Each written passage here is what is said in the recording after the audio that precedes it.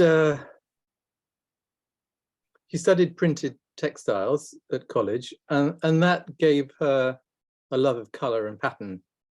But she struggled to find a job with a purpose, and but it was through her mother exploration in the interfaith that she discovered the Baha'i faith and became Baha'i in the in her mid-20s.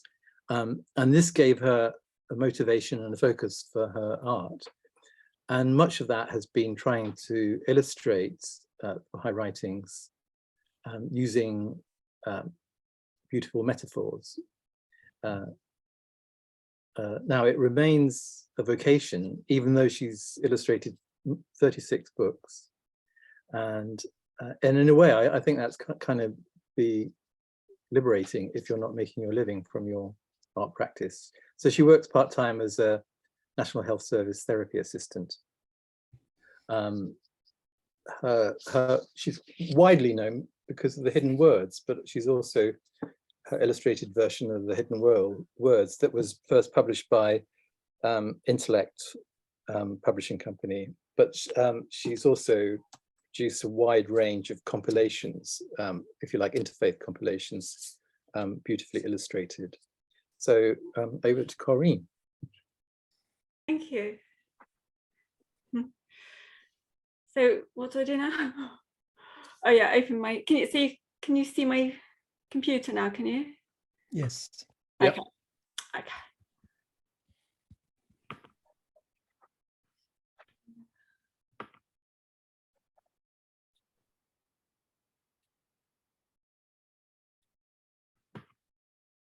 Okay, so thank you everyone for coming.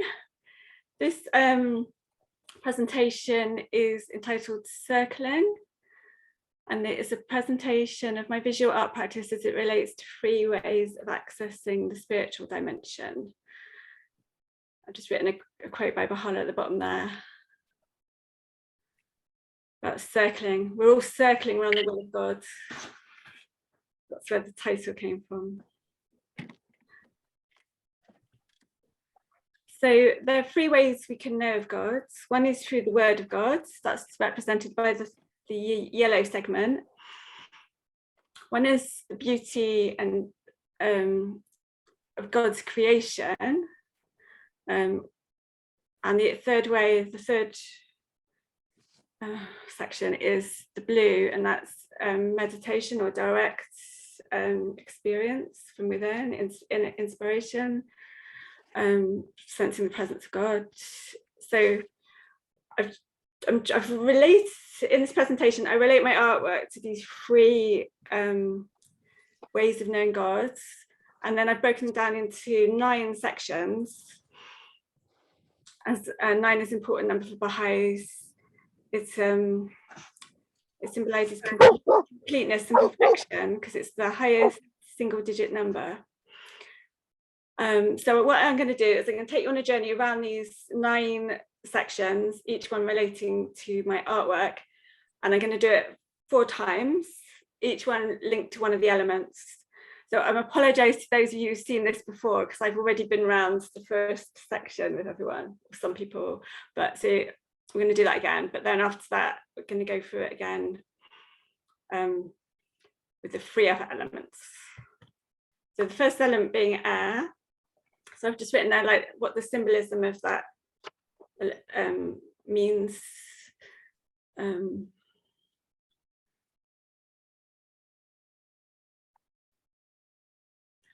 If there's text in this screen, I won't read it out. I would just let you read yourselves, because it's a visual really. It can't just be a talk that you just listen to. You have to look at the screen, the pictures. So the element of air is all about flight and the sky and air. Going back to this. So before I became a Baha'i, my art practice would be linked to nature and the beauty of God's creation and abstraction, I suppose, and colour, textiles, which were studied. But when I became Baha'i, the third, it's almost like became a whole, because the third elements from the third section were added, the word of God.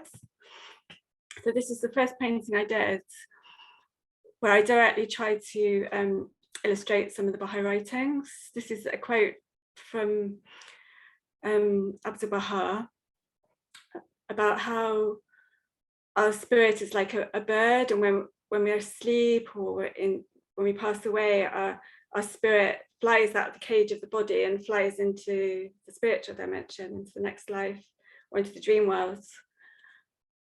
So it links like the inner and the outer. So in this composition, I've got like the inner of the interior of the building, and then the exterior of where it's flying to. And the thing that links the spirit, the bird, is what links those two. So actually I did this painting before I became a Baha'i, and lots of confirmations happened as I was painting it. So it kind of made me think, it sort of made me think, yeah, I'm on the right track here. It was very strong actually motivation to me actually declaring. So when the first day I coloured it in, I painted the bird, and as I was painting that, I heard on the radio that a bird had escaped from a cage in the local Bristol area. So, and there was a reward for its recovery. And so it was a parrot, and its split colours were green and orange like my parrot. So and then the next day I painted the sunset in the top of the composition, and the sunset in the sky that evening looked exactly the same as that. And then the third day I painted in my sister asleep at the bottom, and that was the day that she had an interview to go to get on her degree course. And that's from that point everything fell in place for her, because she'd been a bit not sure what she was doing, and then she got a career and she met her husband through that course. So it was like all these sort of synchronicities between what I was painting and reality. It was quite inspiring. Right. So more recently, so actually that was about 30 years ago that I did that painting, but more recently I've made a series of children's books called The Misfits, 9 children's books, using the metaphors within my writings. And this is the one which uses that same metaphor of the bird and the cage. So the difference in the style is that because I had to do 9 books, each one 25 pages, so I had to do 225 illustrations. So I had to be a lot freer in the illustrations for the books. In each one of the Misfit stories, one of the character turns its weakness into a strength, and it gets an inner gem of virtue. So there's the parrot squawk dreaming of far off lands. These are just like snippets from the story.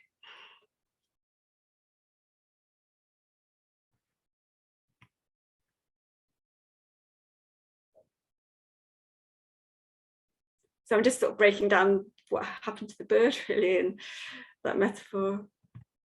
Where did the bird fly to? I think that's something that has inspired my artwork ever since doing that painting. Yeah, trying to paint that place of paradise. Where's that bird flying to? That's a really strong source of inspiration, although it is obviously impossible because it's an inner world, not something we can see physically.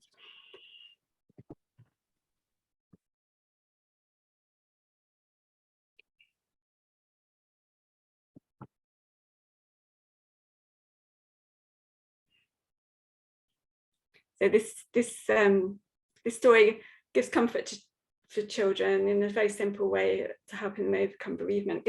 And it sort of starts conversation. I think lots of the stories I've done, there's not a lot of text in them. They're quite simple, but there's like layers of deeper meanings, and that a parent could sort of bring out in their conversations that are generated by the stories.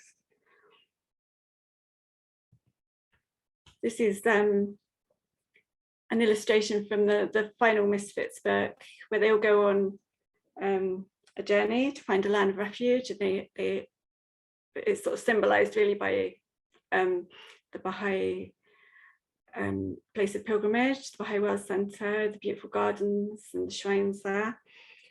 So I think talking about this place of paradise, for me, this the closest to paradise on this physical earth.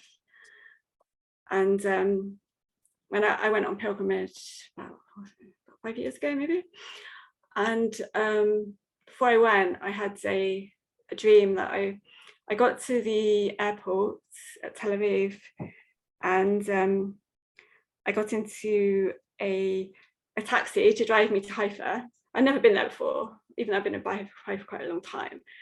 And went on my own, so I was a bit nervous. I knew I was going to be this is my dream.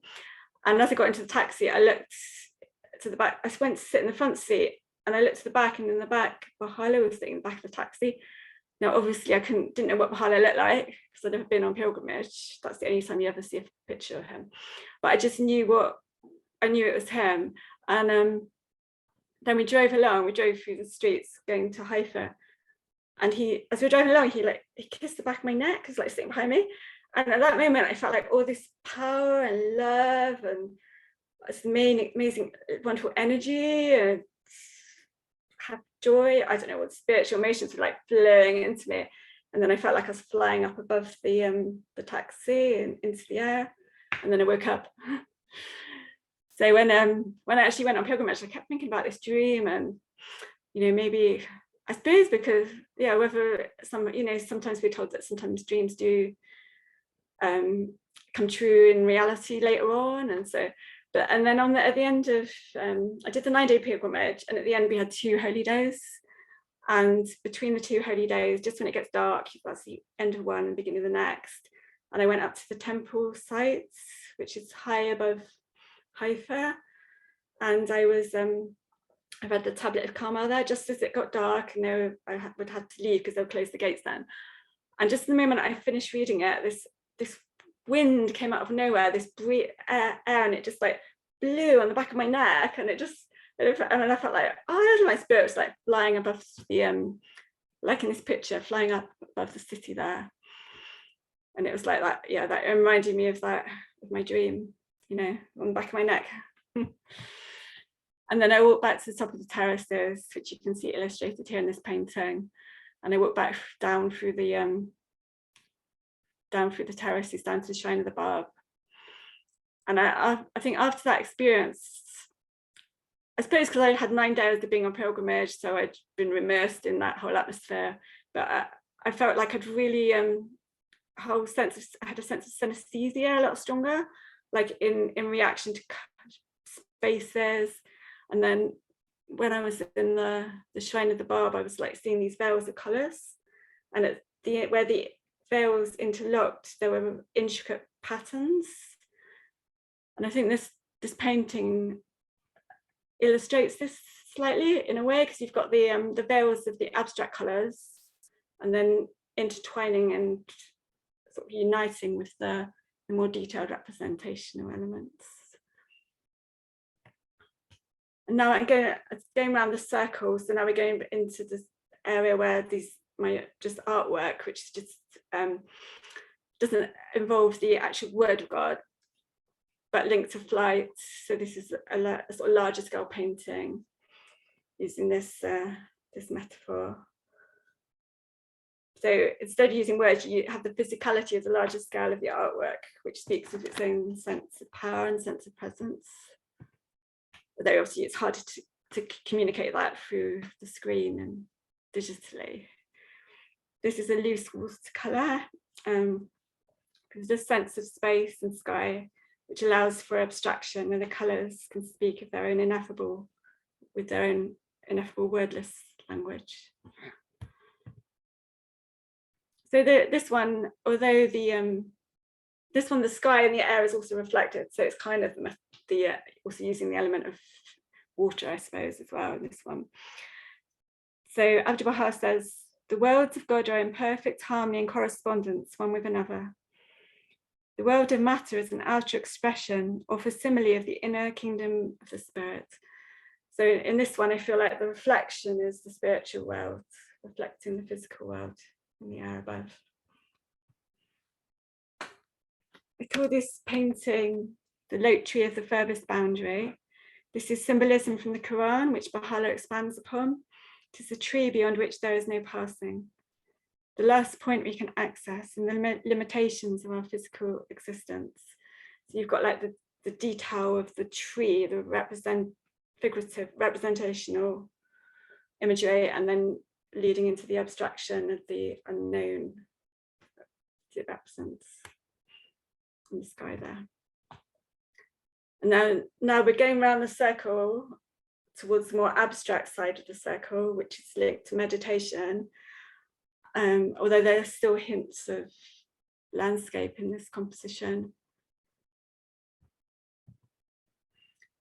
So for these paintings, I use a technique, or it's on an aluminium panel, silver brushed aluminium. So you've got that reflective quality surface, which you can't actually see in the slides, and then I pour alcohol ink onto them, and as it dries, the colours blend in a way you can't control, but it has that wonderful element of chance that makes it quite magical.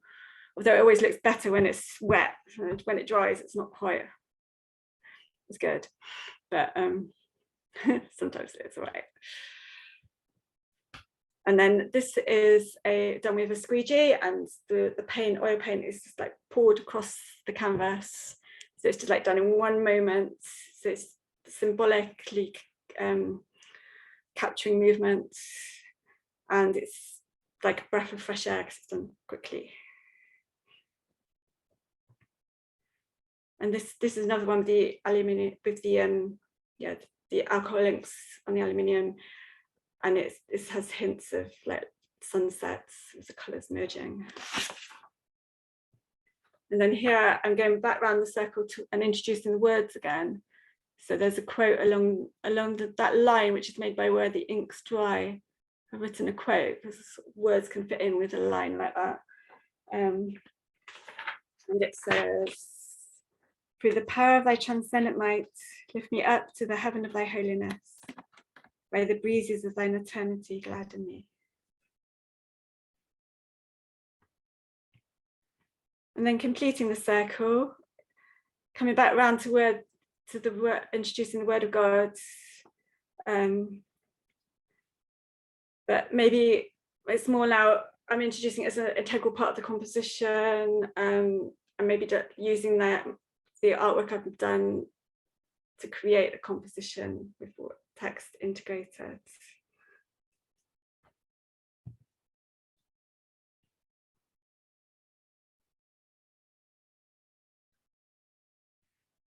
So instead of the words being the starting point, now they're end point in a way.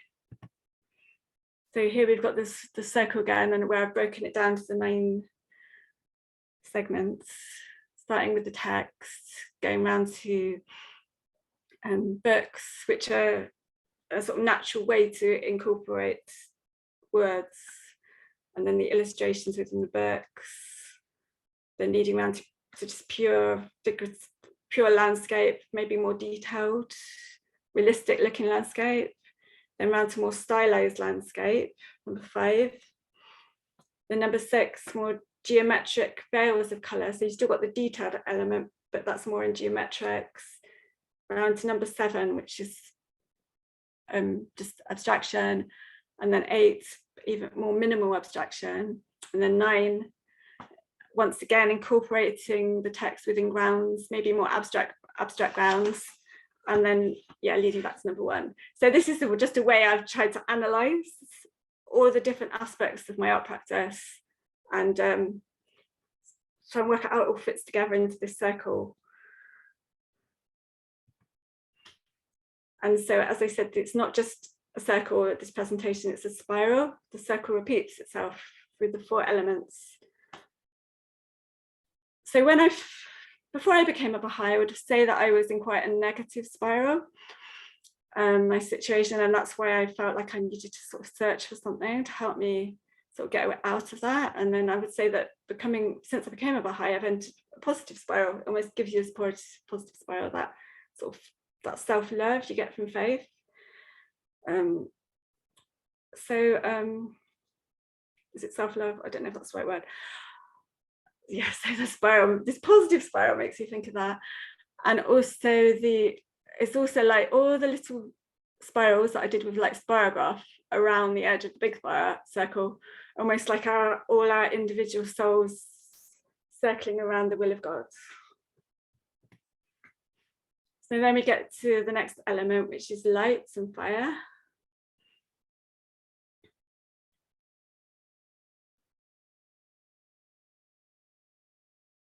And that's a spread from one of the colour meditation books with a quote from Baha'i, I think. So fire is a process and light is a product. That's the differentiation between them. So I did a series of 9 books called Colour Meditations, each one based on a different colour, a different theme, using quotes from Baha'i writings and other spiritual traditions. This is the front page of the book on lights. And then the equivalent children's book, Misfit's book, was The Sunflower Seedling. It's about a little seedling who wants to become a ray of light.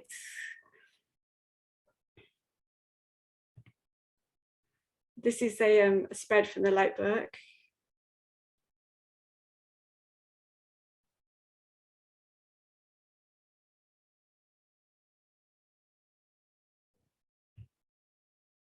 And this is another one, a prayer ascribed to Muhammad about light, attributed to Muhammad.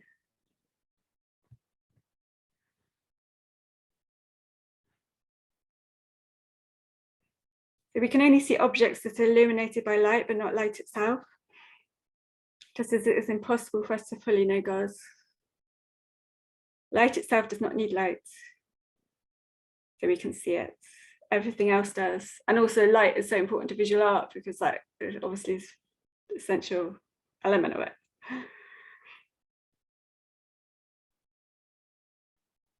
This quote describes that, how the sun is the source of everything.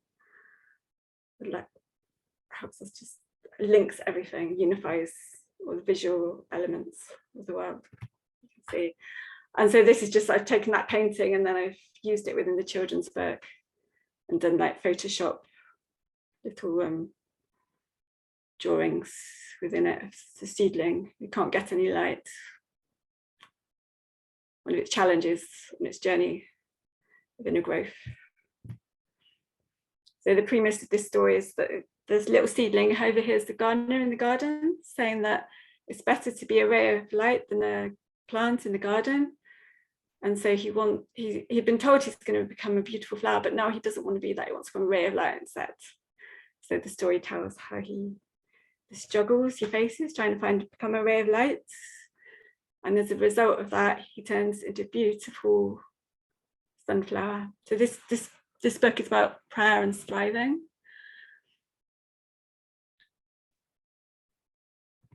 And it's about also how we can't change our inner nature. We can only be our own true selves and the best version of ourselves.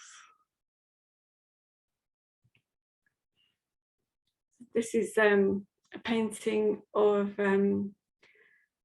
Baha'i, which is the Baha'i Qibla, the point we all turn to when we say our obligatory prayer. It's where Baha'u'llah is buried. So in a sense, it's a very unifying symbol because it's wherever you are in the world, you always turn to that one point. So it's very similar to the sun in that sense, it's like with that unifying quality. I use a technique for these quite detailed, quite realistic style paintings with gouache, where first I paint it all in tonally, then I paint the colour over the top, and then I scrunch the paper up. There's another one. I scrunch the paper up, and I put it in the bath, and I pull it out. And when I do that, the sort of rays of light, because it's like a fluorescent rays of light, which I put on really thick, straight out the tube, they dissolve over the rest of the composition, and so it creates sort of life and texture within it. This is from a photograph I took of the paths at the edges of the terraces, where it becomes a bit more natural and more less stylized landscaping. There you can see there more how the light streams across the composition, that technique. And here I like this one because it also has the contrasting elements of the hot and the cold and the warm colours and the light colours.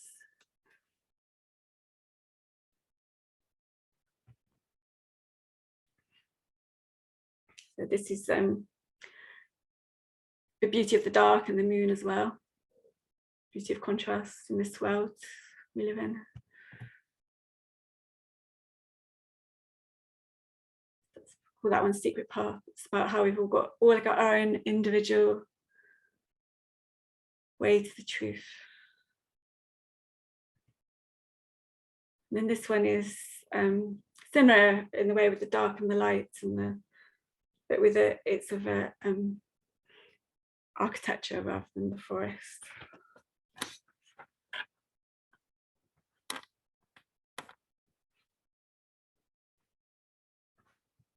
So here we jump into a very different one, but I've linked these two together because of the contrasting colours, like the purple and the yellow. So yellow is the lightest colour and purple being the darkest. You get that contrast, similar to the contrast in that one.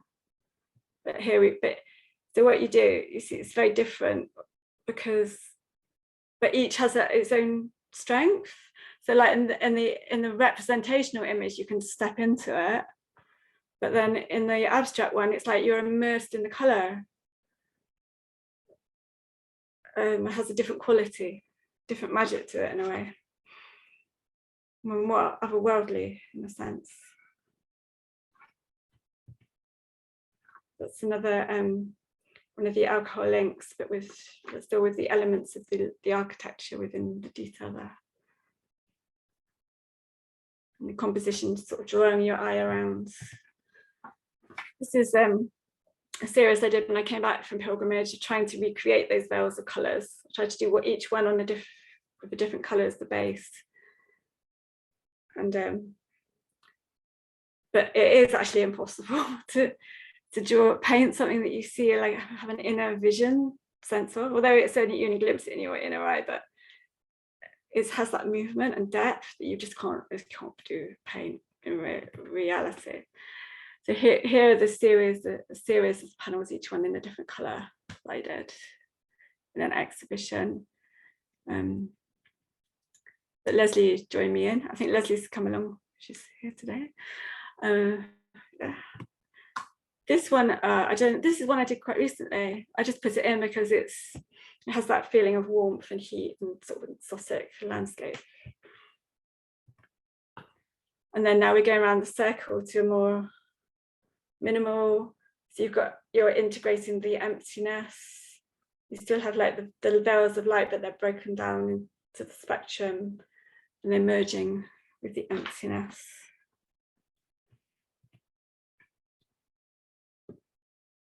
That's from that exhibition, the more minimal side. And then we had a light box, a little sort of meditation room with music in the background, and we had some light boxes in that room. And this is a big aluminium circle that I did for the Baha'i Centre in Bristol to go in the window. So powerful is the light of unity that can illuminate the whole earth. But unfortunately, what I've discovered with using this technique is that they fade. They're not light resistant, these alcohol inks. And because it was in the window all the time in that UV light, I hadn't varnished it.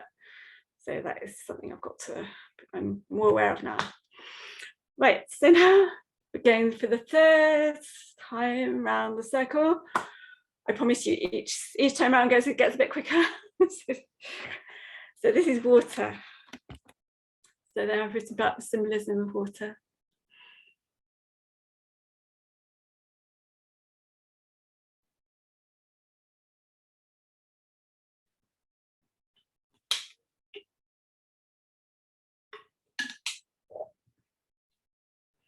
This is a spread from the Colour Meditation book, the turquoise one about the ocean. So this is a metaphor Bahá'u'lláh uses a lot for the word of God, which he describes as an ocean of words. He invites us to immerse ourselves within. We're all like individual fishes swimming in the spiritual dimension, and we're often unaware of that spiritual world that sustains us all. And then going back to the misfit books, which are around this side of the circle, linked to word and illustration and books. This is the shy fish lives in an ocean called the Sea of Secrets, and this is a theme that runs through lots of the book's stories, and it's my way of introducing the word of God within the stories. And the second book, Feels Under the Weather, in that one, the Sea of Secrets is created. So the earth gives, a doctor gives the earth some medicine because it's unwell, and it comes up through volcanoes on the earth's surface. And when the volcanoes are under the water, the lava solidifies into letters, and the letters form sentences. And that's when the people see this magic, they start to call it this, they call it the Sea of Secrets, because it's these words of wisdom within it. And then in this shy fish story, he's too shy to go out of his cave, but then a sentence flows in telling him not to look at himself, but instead to look at the beauty of the ocean, and this sort of inspires him to overcome his shyness. He goes to see the beauty of the ocean.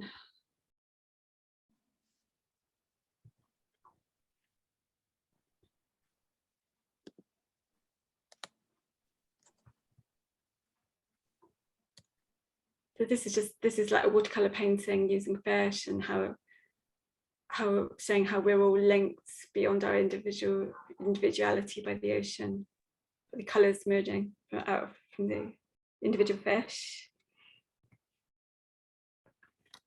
Your souls are as waves on the sea of the spirit. Although each individual is a distinct wave, the ocean is one, all are united. It's a painting of the sea. It goes from the stormy to the tranquil. And then round to abstraction, but with that, still with the feeling of water. The colours merging. It's just pure, that's watercolours, that one. And this is a really big circle one, but then when you go into the detail, it says, immerse me in the ocean of thine eternal grace. And that little 9-pointed star.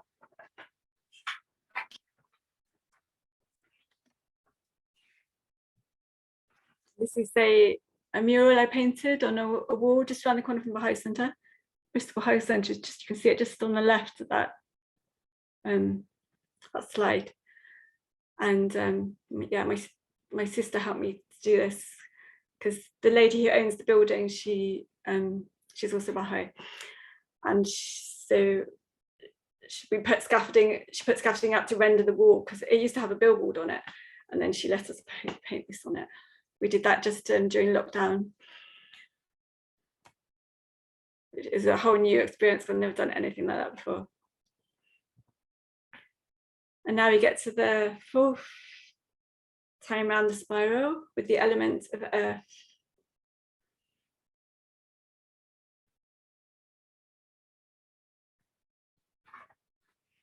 So this is about inner enclosed gardens, representing the inner world and of the heart. So these are all metaphors that have come from Baha'i writings that I explore with my art, within my art. This is a spread from the Persian and Arabic hidden words. So I love doing that, because I love seeing the shapes of the Arabic, the calligraphy, just the lettering. It's so beautiful just in itself. I can't read it, and seeing how it relates to the images. So this is the language that the Baha'i revelation was revealed in initially, in Arabic and Persian.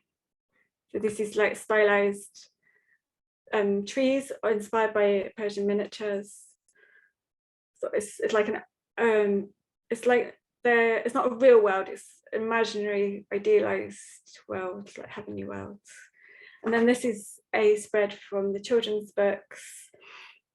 It's a story about mindfulness and meditation. So they're the characters meditating in the inner garden of the spirits, and that's their dogs. And this is one of the children's books about the hollow reeds and the full glass. The quote says, "O God, make me a hollow reed from which the pith of self have been blown, so that I may become as a clear channel through which thy love may flow to others." And I think that state of being is something that artists very much aspire to be, just a clear channel through which the inspiration can take over as they create. This is the spread from the purple colour meditation book about paradise. So trying to illustrate that place that the bird flies to. I've also like photoshopped a little bit of from that original painting in that one.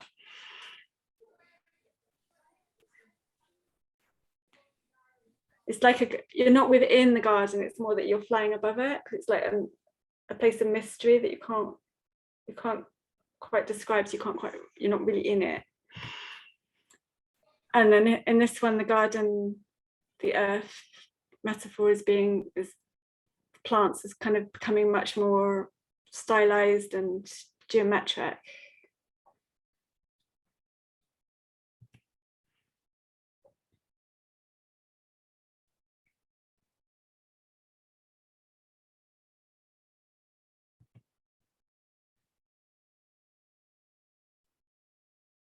I did this this is like this initiated as a loose painting from a Persian miniature that I actually did on my degree course. So I was actually inspired by Persian miniatures then, even before I knew anything about the Baha'i faith. It's quite interesting. But here I'd done a new rendition of that drawing for the colour meditation book on paradise. So it's a stylized garden, and that here the arabesque flowers it's more like decoration, which is there to hold the emptiness of the composition.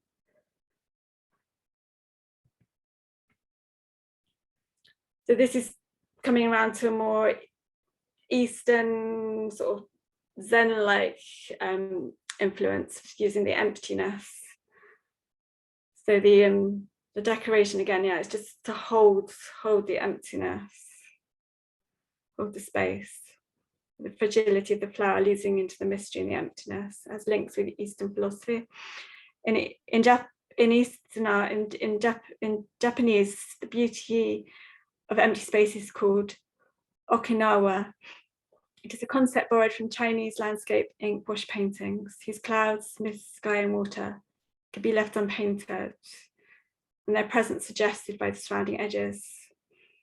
And in Buddhism, the emptiness is called shunyata, the differentiation out of which all apparent entities, distinctions and dualities arise. So I just wanted to bring that into the presentation because it links in with that more abstract side of the circle.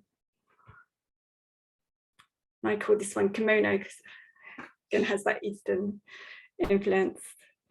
So the detailed flower motif is related to more abstract emptiness of the overall grounds, the composition. And this one has more of a yin-yang feeling. And now going right around the circle again, we're introducing the words within the petals of the flower. So it's around the sanctuary of thy cause, loving kindness in its inmost spirit have circled. So this also links in with the theme of circling. And then this is the mandala with 9.9, made up of 99 nonagons, empty nonagons, that I made quite recently for a collaborative art project for the conferences. And I've got in the middle it says possess pure kind and radiant heart. So I've got a video here, if it works, of that. Oh. This should be a video of the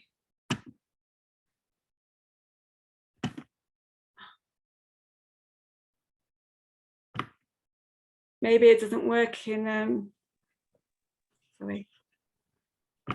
Corinne, did you choose the optimized video and sound? Do you know about that bit? No. Anyone out there to describe? Do you know what I'm saying? I mean, the sharing option, it gives you share sound and video. Don't worry, I think I just finished, shall I? And then maybe we could do that at the end. Is that a better idea? Mm-hmm. Yeah. So this is the circle again, where I've added I'm just trying to think, okay, so where am I now? Now I've got to this level, this age maybe, I don't know, where I've done all these bits of different diverse pieces of artwork, like where am I going next? And I was just thinking, I'm working on 3 more books which are linked to devotionals, which all my books tend to be linked to devotionals, linked to these 3 elements. So I'm doing one called Circling, which is about meditation, quotes, lots of short quotes about meditation that seem to seamlessly go in and out of silence. One called Traces about calligraphy, and one called Wilderness Wandering about the beauty of creation and natural world. So that's at the top of the circle, that's what I'm working on.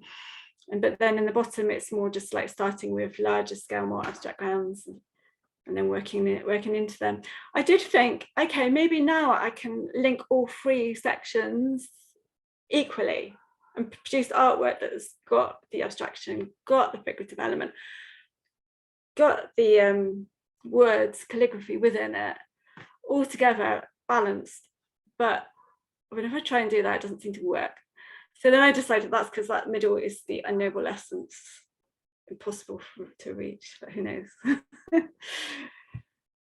And then this is some quotes from Baha'i writings about how you reach your own state of paradise within yourself through the process of trying to perfect your artwork.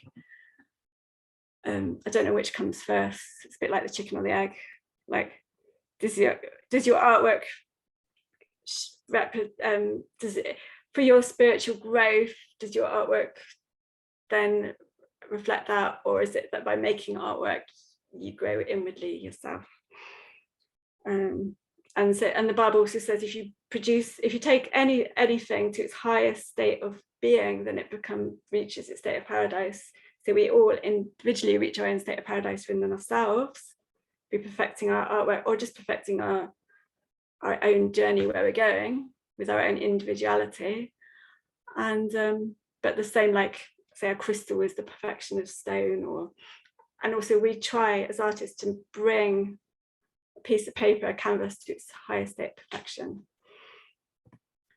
And then here we've got some just 2 adverts about the colour meditation books and Misfit books. You can see all the covers there. And this is my my website, and there is a list of paintings for sale and where you can buy the books from. So I don't know if we want to go back to this, try and see if we can see the collaborative art project. There's a little video that goes into it and then out again. What should I try and do? I think it's not because you didn't choose the video, that's only for sound, the thing I think that they... Oh, here we are. Look, there it is. It's working now.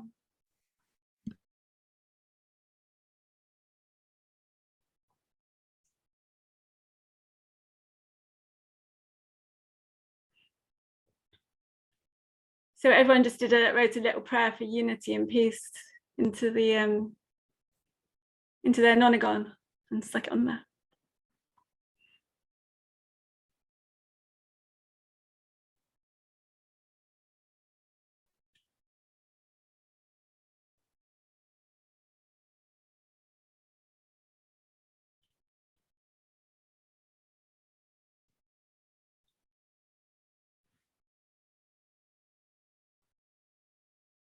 Okay, that's the end. Thank you.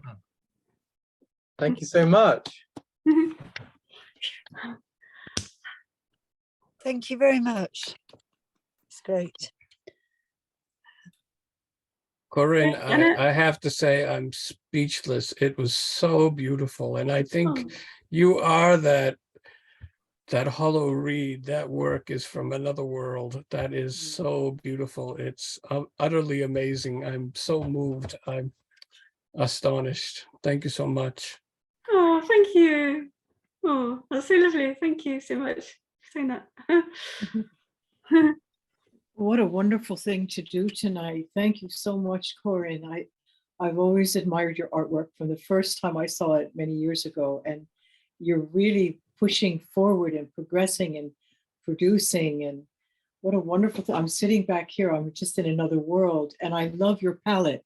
You have such a finely tuned palette that you're faithful to. You seem, you know, those cool colors, you know how to work them and to bring them to life with the contrasting bits of orangey, reddy, yellow, and it's wonderful. You really develop your color skills. So it's kind of broad. It's not, you know, you have a defined palette, but it works and it's dynamic. That's what I mean. Thank you. And really- that means a lot coming from you because you are a colorist, aren't you? Color is your thing. I hope so. I do appreciate that. I was a bit struggling with it today, so. Well, we all struggle, don't we? Oh my goodness. Yeah, but really, it's very consistently balanced and satisfying. Yeah. Really. It's getting that level, isn't it? Yeah. There's enough going on to be interesting. Yeah. And come alive, but then you just go over the edge and it becomes everyone fights each other. Yeah, it's true. Oh no, it's wonderful. The development is wonderful. Thank you so much for. Thank you. Thank you. Corinne, also thank you for sharing your methodology or what has emerged from your practice. It was a real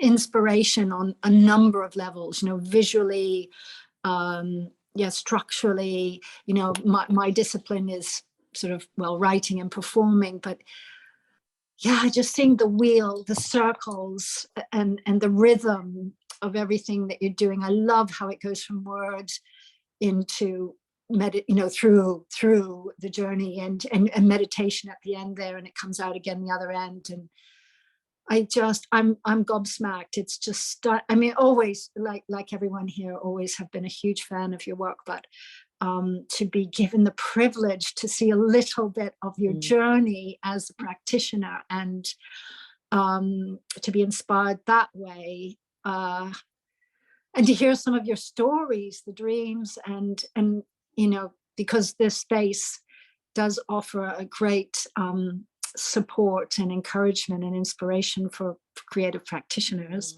It's just what a treat tonight. I'm really just so grateful. Thank you so much. And I've been writing a list of, well, there's a number of people that were sad not to be able to come tonight, so thank you for recording, and I will share it with them. There's a lot of people that will be seeing this. Thank you. Yeah, some people said that to me as well, that they couldn't come.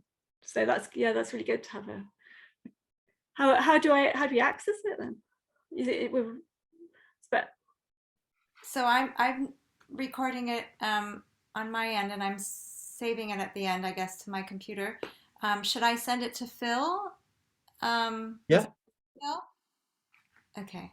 that's Can fine. you upload it? Is it possible to upload it onto YouTube or something like that then? Is that what happens? Can happen?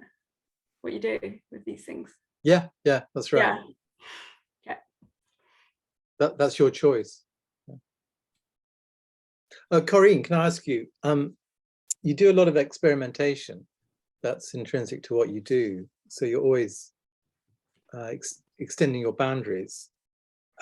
How, in what context do you experiment? Do you do it in isolation, or do you do it with a purpose of sort of developing a particular piece of work? Well, I feel like the quality of the materials has its own power. So, and I think when you experiment with a technique, that's a way of exploring the quality of the materials. So, and then also, that's a way of sort of opening yourself up to chance element of that quality of that the material. And then that's where the magic seems to appear. And that's when it sort of talks back to you almost, the process. And also that's when it comes alive, doesn't it? When you're experimenting, like if you know what's going to happen, then it gets boring. So that's why you always I want to try something different, something new, to find out where that takes me. But how do you set up for that? Because you can't just say, well, I'm going to be experimental now and expect a result, because the results are unpredictable. As you say, that it's chance. So presumably you have to create a space for that chance to happen.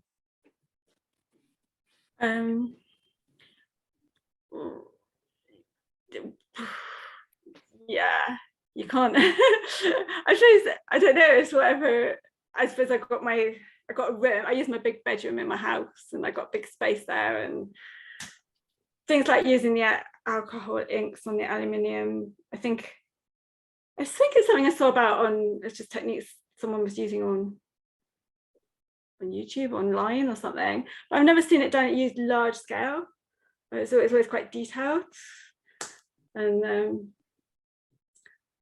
but it's something like that.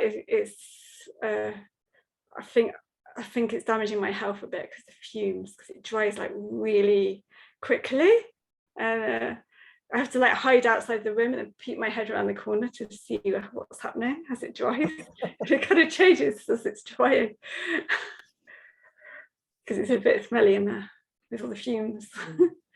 You might get drunk, but I mean, it's Yeah.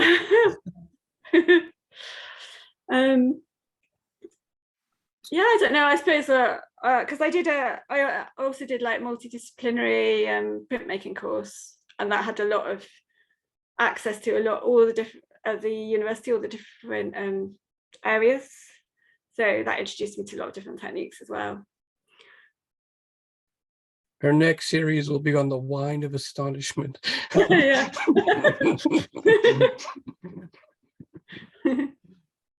I always had a habit of once a year buying an unusual material and giving it a try. And of course, there are many failures, but sometimes it leads you. It's like drawing with your non-dominant hand. You know, if you're right-handed, drawing with your left hand can lead you someplace. But I did have a little technical question. I just bought some aluminium panels, and can you use the watercolor on it without making a ground on it, or do you have to make a ground first? Well, when I use the alcohol inks on it. Oh, okay.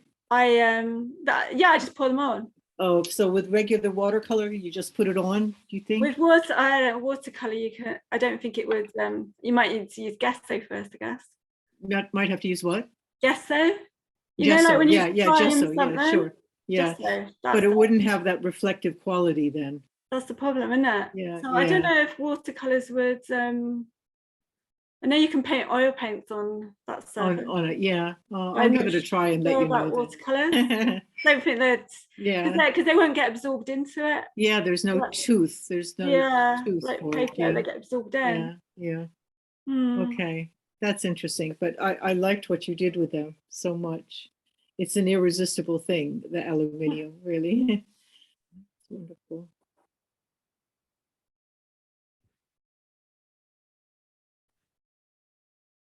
Can I ask also about, you're using Photoshop and things, but Yeah. do you also work digitally in like Illustrator or in anything, any vector programs? No, I don't. I haven't got around to using them. No, I think because I think Photoshop has something better because I can like I draw things physically and then I can photograph it and then I can play around with them.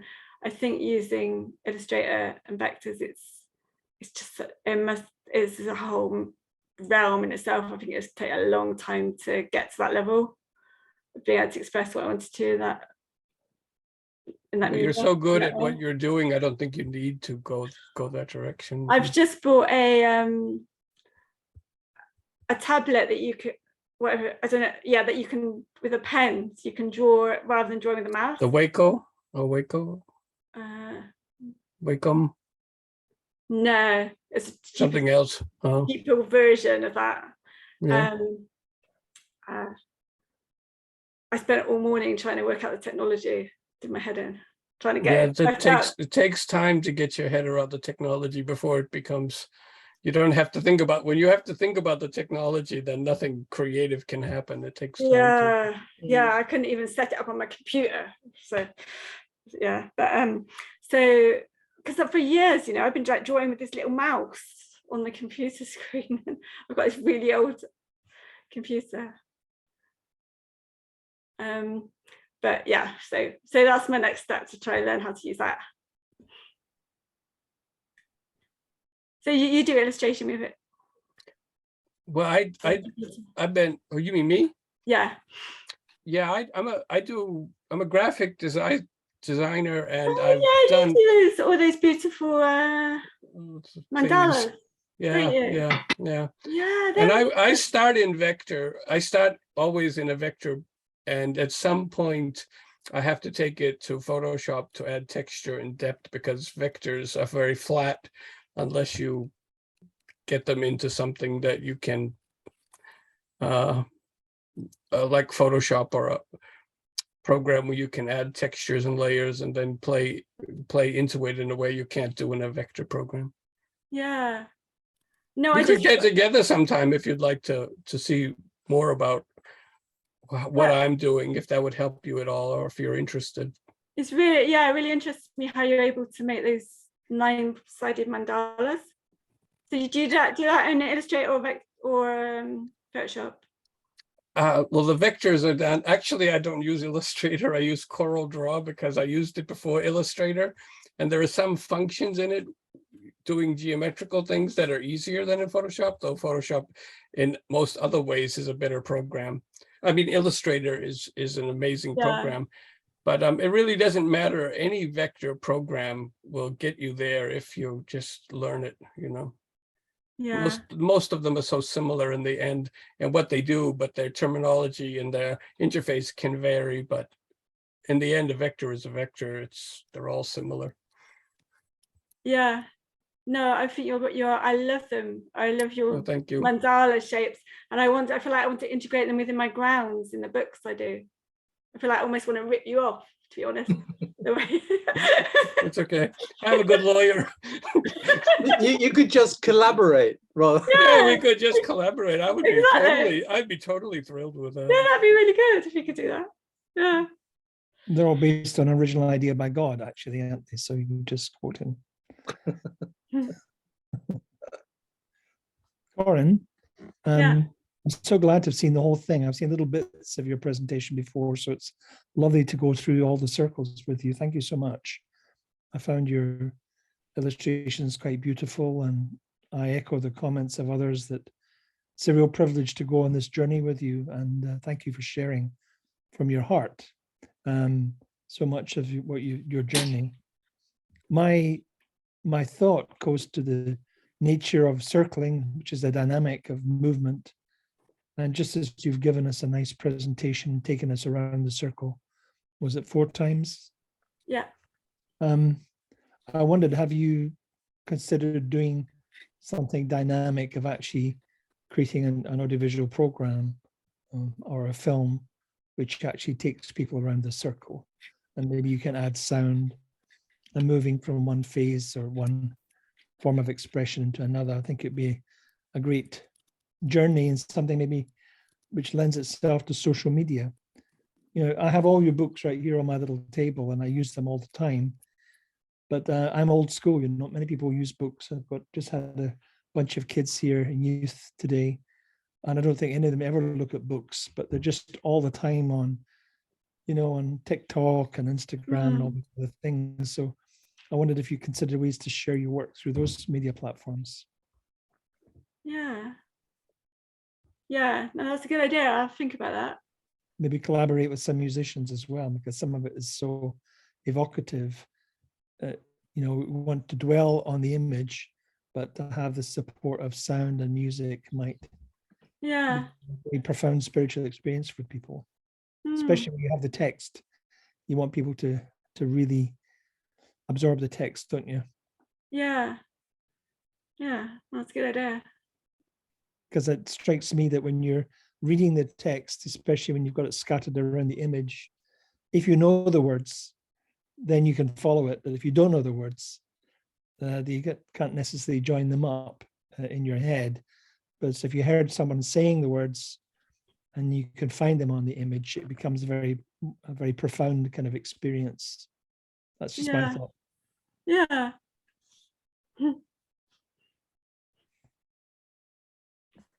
Corinne, I mean, you're very prolific. Can you tell us about how you prepare before you start? Do you have a preparation before you start work? And what's your kind of weekly routine? Because I know you work, you said a couple of days a week, 2.5 days a week. Are you very structured about your creative practice? It tends to be what I do when as soon as I got some free time, I suppose I long to have that free time. I suppose that's the thing is because I have to go to work for that time. It's like I really appreciate it when I have got that bit of time to myself. I long for that. So I have no difficulty sort of getting into my creative space. But I always start, like all Baha'is, start the day with prayer and meditation and that, and then it just sort of leads naturally from that to making things. That's like the doing, isn't it? I suppose if the doing side of it, yeah, that your word, was it that Baha'i writings say about action as well as words being important. So yeah. I was thinking, yeah, where's that inspiration for those children's books came from? And it's like it doesn't always come from, just sort of feel like it comes from you. It seems to come from, I think it's being open, isn't it? Not having too much a contrived idea as well of what you're going to do. Sort of in it, just being open to that, yeah, that inspiration and let it come. Because I know that was something people said for a long time. People said, "Oh, we need some children's books." I just never really felt like doing in that. It felt like the right thing. And then when then at Holy Day, someone said it to me, and then suddenly, all the stories for all the 9 books just came to me over weekends, and I never ever written anything before, you know, not a story, like I've maybe written something academic when I was doing my master's, but not children's story. But and it's just like, and I never even since thought of another story. But it was like they just came to me over that weekend, and then I spent the next 3 years sort of drawing out, illustrating all the illustrations and writing them and everything. It's like, well, where did that come from? I think it is just coming from somewhere else. It just feels like, but yeah, when it's going right. So it's about 1% inspiration and 99% hard work. Yeah, definitely.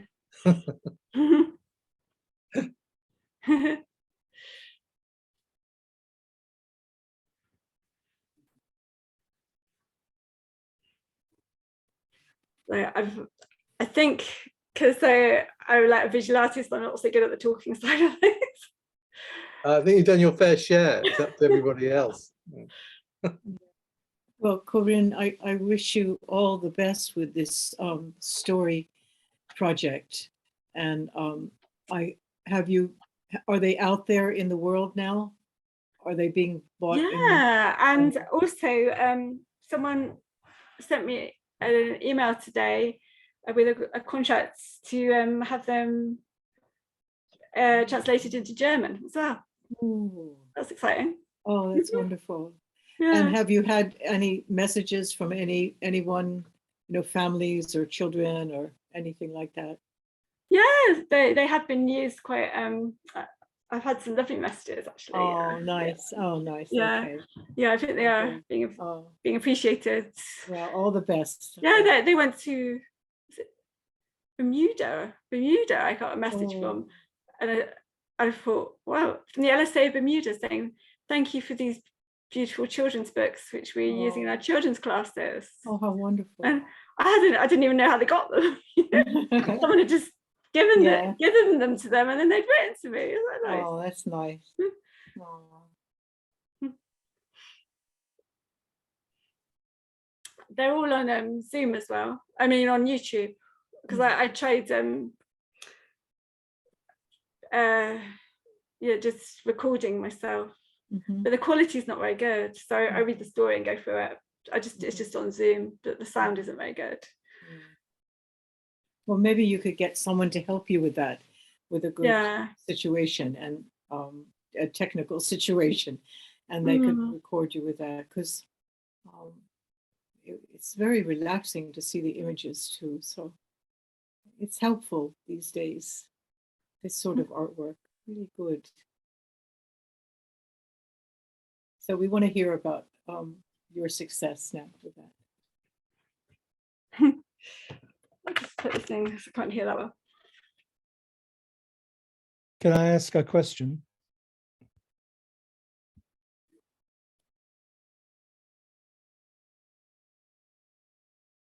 Hello?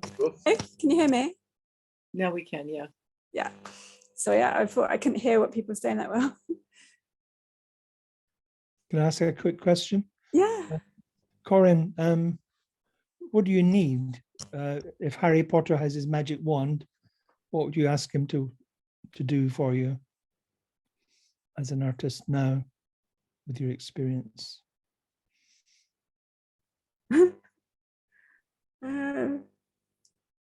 Just to make my art more closely reflect the Baha'i writings, I think. Give that power to communicate.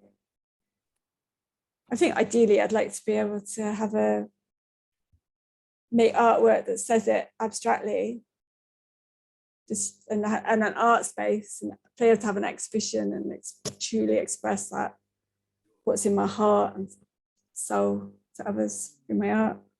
That's possible. Yeah. So you're saying that, I was thinking in terms of collaboration, someone was mentioning YouTube, needing some help with that, something like that. Do you think an exhibition is something you'd like to do? Yeah, definitely one day. But it's hard, isn't it? I don't know, anything, whatever God wants me to do, I'm just like, I will go that way. Yeah. Whatever's right. Yeah, I don't know exactly. I mean, it strikes me that, although your work is getting out there and being shared and appreciated, that aspect needs maybe more people to put it out for you through various mediums. Yeah. I think this book in particular has, it's probably been printed in thousands now, I imagine, because it's a beautiful gift book. these are this range.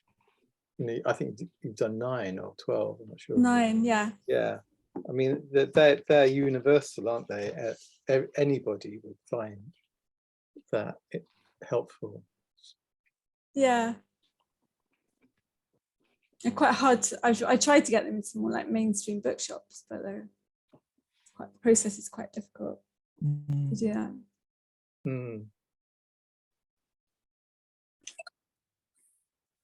Can I ask about your the 7 Valleys, Corinne? I know that you put the website at the end for your books and your artwork to purchase. Is the 7 Valleys still being published or duplicated? Can't find the word. You know what I mean? Well, I think when we use that, so it's Stephen Vickers who took over from Masih Justani, who used to print and distribute the books for me. And so I think when all the ones that he's got, he's sold them all and it needs reprinting, we'd have to redo it with a new translation because that's the old translation. So that might happen at that stage. Oh, wonderful, yeah. I have to say, it brings the 7 Valleys to life for me. It's really a beautiful publication, and yes, of course, there's the new translation, as you say, to take into consideration. But I really look forward to the day that's published. Yeah, thank you.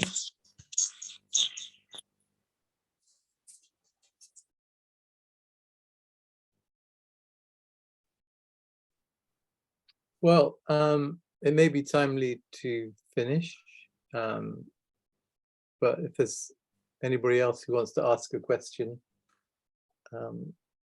please do so.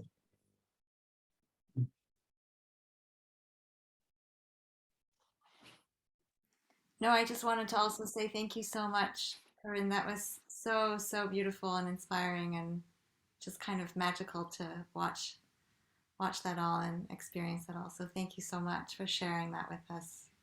Thank you. Thank you. Well, we're the next time we're going to meet in person, many of us, which is quite exciting, at